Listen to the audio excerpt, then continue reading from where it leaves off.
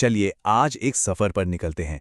एक ऐसा सफर जो हमें सुमित्रा नंदन पंत की खूबसूरत कविता पर्वत प्रदेश में पावस के साथ सीधे पहाड़ों की वादियों में ले जाएगा। महसूस करते हैं उस जादू को जिसे पंत जी ने अपने शब्दों से रचा है। तो देखते हैं आज हमारी इस यात्रा का रास्ता क्या होगा। सबसे पहले हम पहाड़ों में बारिश के जादू को महसूस करेंगे, फिर मिलेंगे कवि सुमित्रा नंदन पंत से, उनकी इस अद्भुत कविता को करीब से समझेंगे। बीच में एक छोटा सा सवाल भी होगा और आखिर में पंत जी की काव्य कला और उनके शब्दों की ताकत को जानेंगे। भला ऐसा कौन होगा जिसका मन पहाड़ों पर जाने के लिए ना करता हो, और सोचिए अगर वहां बारिश भी हो रही हो तो नज़ारा कैसा होगा। चलिए कविता की इस जादुई दुनिया में अपना पहला कदम रखते हैं। जानते हैं पंत जी की कविताएं पढ़ते हुए कैसा लगता है? ऐसा लगता है मानो हमारे आसपास की दीवारें कहीं गायब हो गई हैं। ये कविता भी कुछ ऐसी ही है जो हमें एक पल में शहर के शोर से उठाकर सीधे एक पहाड़ी इलाके में ले जाती है, जहां बस बारिश है और प्रकृति का सौंदर्य। कविता की शुरुआत इन्हीं दो पंक्तियों से होती है। मतलब मॉनसून का मौसम था, पहाड़ों का इलाका था और प्रकृति हर पल अपना रूप बदल रही थी। कभी धूप खिल जाती तो कभी अचानक बादल घिराते। एक ऐसा नज़ारा जो लगातार बदल रहा है। तो जब ये पूरा मंजर हमारी आंखों के सामने है तो चलिए अब उस महान कलाकार से मिलते हैं जिन्होंने इस दुनिया को अपने शब्दों से बनाया है। हम बात कर रहे हैं सुमित्रा नंदन पंत की, जिन्हें प्रकृति का चितेरा कवि भी कहा जाता है। ये हैं सुमित्रा नंदन पंत। उनका जन्म 1900 में उत्तराखंड के एक बहुत ही खूबसूरत पहाड़ी गांव कौसानी में हुआ था। शायद यही वजह है कि प्रकृति उनकी कविताओं में इस तरह सांस लेती हुई महसूस होती है। वो हिंदी कविता के छायावाद दौर के 4 सबसे बड़े नामों में से एक माने जाते हैं। उनके जीवन की कुछ खास बातों पर एक नज़र डालते हैं।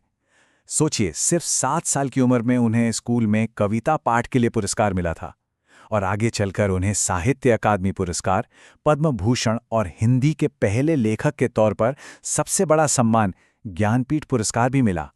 उनकी शुरुआती कविताओं में हमें प्रकृति के लिए बेशुमार प्यार और एक रहस्यवाद सा नजर आता है। बाद में उनके लेखन पर मार्क्स और महात्मा गांधी के विचारों का भी असर पड़ा और श्री अरबिंदो के दर्शन ने भी उनकी सोच को एक नई दिशा दी। वीणा, पल्लव और युगवाणी उनकी कुछ बहुत ही मशहूर रचनाएं हैं। तो चलिए अब कविता में और गहराई से उतरते हैं और देखते हैं कि पंत जी ने शब्दों से कैसे कैसे कमाल के चित्र बनाए हैं। कविता का पहला चित्र देखिए, जरा इस कल्पना को महसूस कीजिए। एक विशाल पहाड़ है जिस पर हजारों फूल खिले हैं। कवि को ये फूल पहाड़ की हजारों आंखें लग रही हैं और उन आंखों से वो पहाड़ नीचे तालाब के साफ पानी में अपनी ही परछाई को बड़े गर्व से देख रहा है। अच्छा, इन शब्दों को थोड़ा समझते हैं।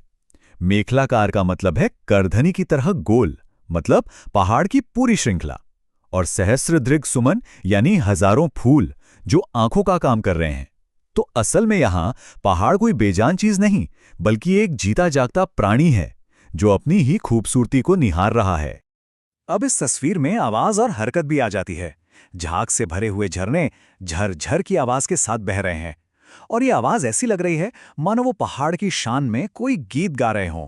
और देखने में ये झरने मोतियों की लड़ियों जैसे खूबसूरत लग रहे हैं।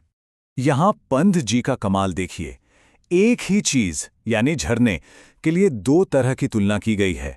सुनने में वो पहाड़ का गौरवगान है और देखने में मोतियों की सुंदर लड़ियां। ये एक साथ हमारी सुनने और देखने की हिस्स यानी सेंसेस को जगा देता है और हमें सीधे उस नज़ारे के बीच खड़ा कर देता है। और फिर अचानक सब कुछ बदल जाता है। घने बादल छा जाते हैं और ऐसा लगता है जैसे पहाड़ पारे जैसे चमकीले पंख लगाकर कहीं उड़ गया हो, गायब हो गया हो। शाल के पेड़ दरकर जमीन में धंस गए से लगते हैं और तालाब से जो कोहरा उठ रहा है उसे देखकर लगता है मानो तालाब में आग लग गई हो और धुआं उठ रहा हो। ये है प्रकृति का एक जादुई भ्रम। तो अब तक हमने इस कविता की जो खूबसूरती देखी है, चलिए उसी से जुड़ा एक छोटा सा सवाल करते हैं। देखते हैं कि हम कितना समझ पाए हैं। सवाल है, कवि ने तालाब की तुलना किसके साथ की है? ऑप्शंस हैं ए दर्पण, बी आकाश या सी मोती। कविता की वो लाइन याद करने की कोशिश कीजिए जिसके चरणों में पला ताल दर्पण सा फैला है विशाल। जी हां, बिल्कुल सही जवाब है ए दर्पण। चलिए अब उस खास तकनीक के बारे में जानते हैं जो इस कविता को इतना जिंदा दिल और जादुई बना देती है।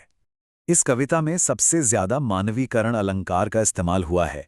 ये वो तरीका है जिसमें किसी बेजान चीज या प्रकृति को इंसानों जैसी हरकतें करते और महसूस करते हुए दिखाया जाता है। जैसे पहाड़ का अपनी आंखों से देखना, प्रकृति को एक जिंदा किरदार बना देना, ये छायावादी कविता की सबसे बड़ी पहचान है और पंत जी इसमें माहिर थे। तो आखिर में चलिए पंत जी की विरासत और उनकी इस अनोखी काव्य कला के गहरे असर को समझते हैं। पंत जी की इसी कला की तारीफ करते हुए हिंदी के एक और महान कवि महाप्राण निराला ने उनकी तुलना अंग्रेजी कवि शैली से की थी। निराला जी ने कहा था कि पंत जी का सबसे बड़ा हुनर है अपने विषय को ढेरों उपमाओं से सजाकर उसे बेहद मीठा और कोमल बना देना, जैसा हमने इस पूरी कविता में महसूस किया। कविता की आखिरी पंक्तियां इस पूरे नज़ारे को एक जादुई खेल बना देती हैं। कवि कहते हैं कि ये सब कुछ और नहीं बल्कि बारिश के देवता इंद्र हैं जो अपने बादल रूपी विमान पर सवार होकर घूम घूम कर ये जादू का खेल दिखा रहे हैं। तो अंत में एक सवाल कि कविता आखिर क्या है? क्या ये सिर्फ शब्द हैं या किसी दूसरी दुनिया में जाने का दरवाज़ा? ये कविता हमें पहाड़ों के बीच ले गई। क्या कोई ऐसी कविता है जो कभी आपको किसी और दुनिया की सैर पर ले गई हो? सोचिएगा ज़रूर।